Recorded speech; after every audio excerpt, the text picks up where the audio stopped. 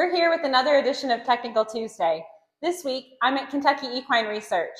We've just announced our partnership with KER, and we couldn't be more excited to use their expertise to drive forward our knowledge of equine nutrition.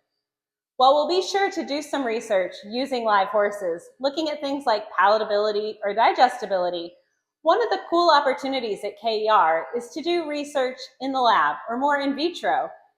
Today, I'm joined by Ashley Fowler, Dr. Ashley Fowler, the Director of Research here at KER, and she's going to tell us a little bit more about one of the ways they're able to use this in vitro system to gain more insight into equine nutrition.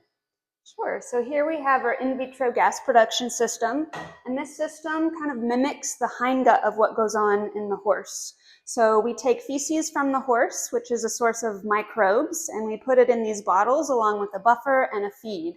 And this module on top is a pressure sensor, so it's going to measure the amount of gas that's produced from the fermentation of the feed. The amount of gas produced is related to the amount of fermentation that's occurring. And so we can look at the fermentation characteristics of different feeds, such as beet pulp or hays and other fiber sources, and we can compare the rate of gas production, the total amount of gas production, and the amount of time it takes the microbes to adapt to their new feed substrate. So this allows us to take an inside look at what's going on in the hindgut of the horse in a pretty low-tech, quick fashion. Ashley, that's fantastic. And it's interesting to think that that bottle can really represent a horse as we do that.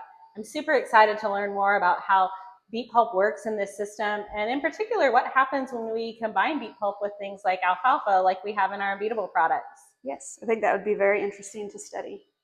That's another edition of Technical Tuesday. See you next week.